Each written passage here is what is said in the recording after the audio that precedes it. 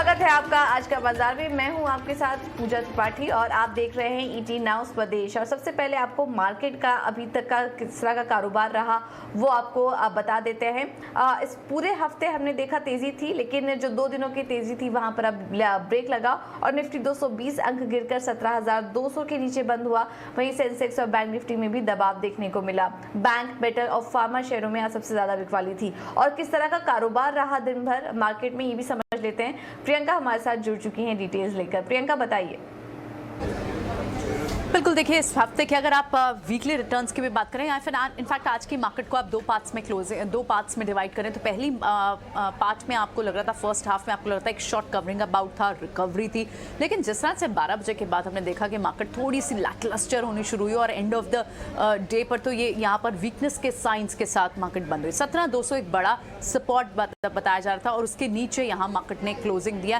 Banking stock से पूरी तरह आज प्रेशर बनाकर रखा। इनफैक्ट आप अगर लूजर्स की बात करें, जिन सेक्टर्स ने सबसे ज्यादा ड्रैग किया नीचे बाजार को, उसमें से पीएसयू, बैंक, मेटल्स और फार्मा स्पेस थे। अगर आप वीकली रिटर्न्स की यहाँ बात करें तो पूरे हफ्ते में लगभग 0.25% निफ्टी वीक हुआ है। Mid cap, small cap space से भी इतनी ही वीकनेस आई है।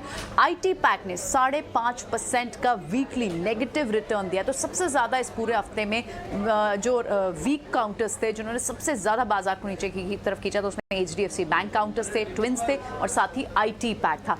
रिलायंस ने एक बहुत अच्छा सहारा पूरे हफ्ते बाजार को दिया, लेकिन आज रिलायंस की तरफ से कंट्रीब्यूशन नहीं था।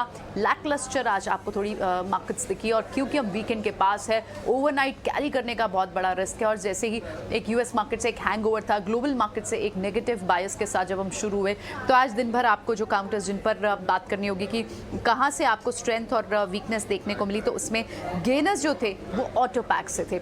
आप सिर्फ आज की बात नहीं है, पिछले 3 दिन की अगर आप ऑटो पैक की परफॉर्मेंस देखें, आप पूरे हफ्ते की निफ्टी ऑटो पैक की परफॉर्मेंस देखें, तो ये सेक्टर था जिसने हाईएस्ट गेन्स दिए। लगभग इस पूरे हफ्ते में निफ्टी ऑटो काउंटर ने लगभग 3.25% का रिटर्न दिया। Energy counter second highest gaining counter sector space रहा इस पूरे हफ्ते में। चाहे मारुति की बात हो, एमएनएम की बात करें या फिर ऑटो एंसिलरी काउंटर्स की बात करें, ये क्लोजिंग के वक्त भी स्ट्रेंथ के साथ ही बंद हुए हैं।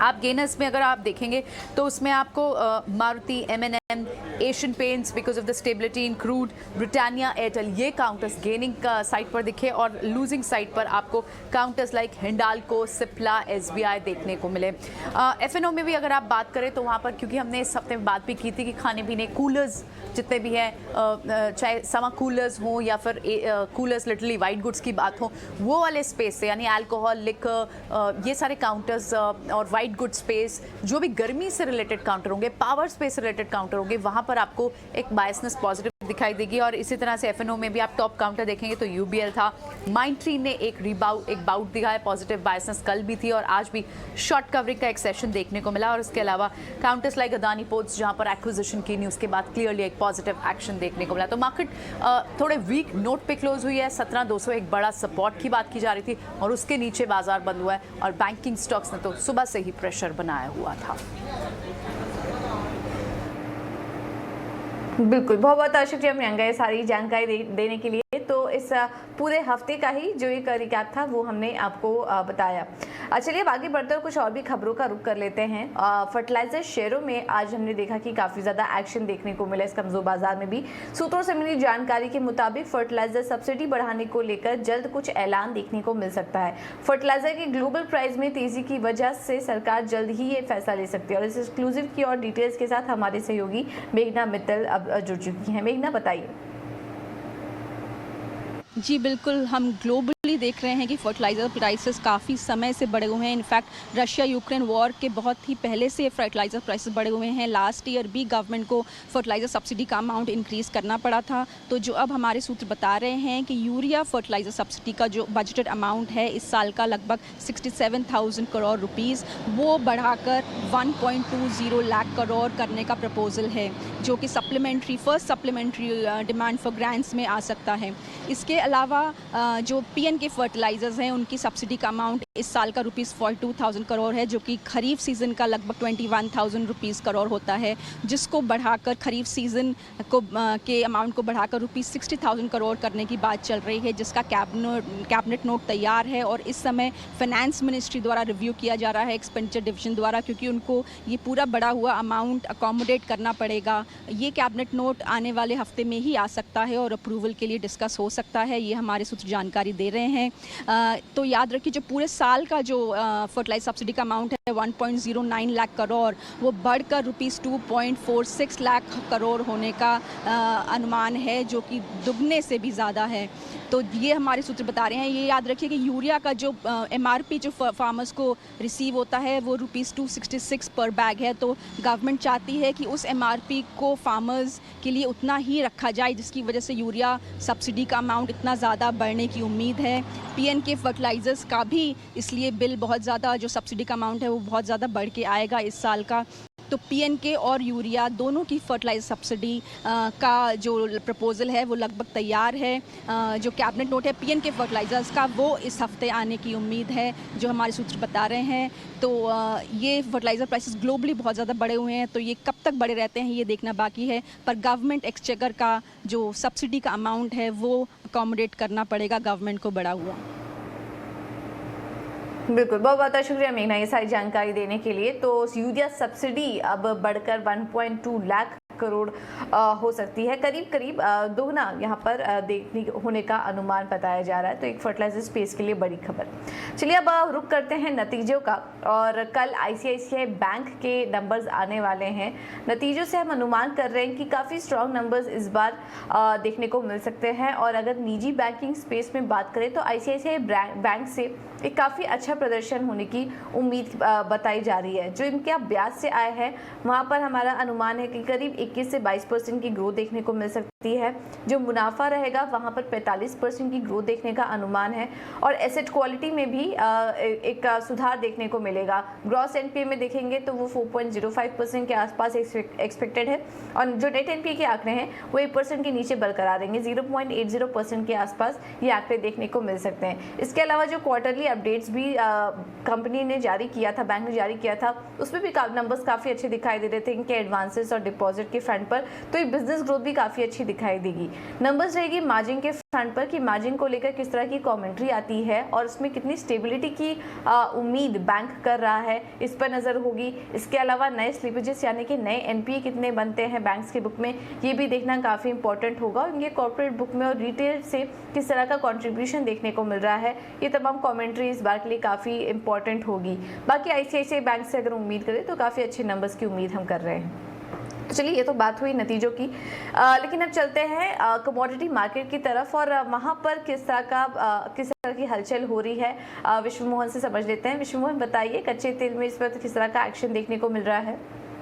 सबसे ज़्यादा यहाँ पर एक्शन कच्चे तेल में है, जहाँ पर 2% के आसपास की गिरावट दिख रही है। ब्रेंट $106 तक फिसल गया है और चीन से मांग घटने की चिंता यहाँ पर हावी हो रही है। इसके अलावा जिस तरह से रूस और यूक्रेन युद्ध की वजह से दुनिया भर में महंगाई तेज़ी से बढ़ गए हैं और सेंट्रल बैंक्स ब्याज दरों में तेज़ बढ़ोतरी के संकेत दे रहे हैं, तो उसका यहाँ पर असर हो रहा है। IMF के अलावा कई बड़े ग्लोबल बैंक्स ने महंगाई को लेकर चिंता जताई है, ग्लोबल ग्रोथ को लेकर चिंता जताई है। उसका असर डेफिनेटली आगे दिखेगा और उस वजह से लग रहा है कि मांग आगे कम रह सकती है। उसका असर आज कच्चे तेल की कीमतों पर देखने को मिल रहा है। लेकिन दूसरी तरफ सोने और चांदी पर भी दबाव है। जिस तरह से फेड ने सामने से कहा, फेड के कई बड़े अधिकारियों ने ऐसे संकेत दिए हैं कि मई की बैठक में आधे % तक ब्याज दरों में बढ़ोतरी हो सकती है और बॉन्ड यील्ड उस खबर से लगातार तेजी दिखा रहा है। करीब 3 साल की ऊंचाई पर है, डॉलर 2 साल से ज़्यादा की ऊंचाई पर है। तो ये दोनों फैक्टर ऐसे हैं जो गोल्ड पर दबाव बना रहे हैं। चांदी में आज हालांकि बिकवाली और भी ज़्यादा है। MCX चांदी की अगर बात करें तो 700 से 800 रुपए की गिरावट यहाँ पर भी दिख रही है।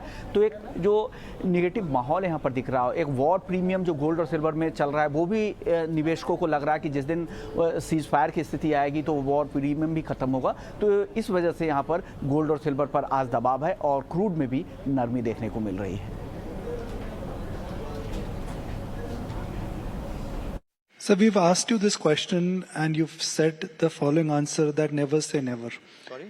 When I asked you this question, you've said the answer to my question on demerger was never say never. Would you still maintain that when it comes to demerger, never say never, but no immediate plans? Yes and It's no. a question which people are asking you every time. Yeah. Sir. So my answer has always been yes and no. Okay. So it's like this, that how a business organizes itself must pass the first filter of what is required to make sustained value, to deliver sustained value. The second, on how we organize ourselves, is determined by the business context, business strategy, maturity of business, and competitive context, right? So at one point of time, our paper business was a separate business. Hotels was a separate business. For a purpose, it was folded in. And they have scaled up and performed exceedingly well. Given the hotel business is today mature, where we've got a large footprint, we've got a significant market standing, and we are now pursuing an asset-right strategy. In 2019-20, in the annual report, we called out that we will, for that business, look at alternate structures. We kind of confirmed this last year, that we had put it a little on the back burner because of the pandemic.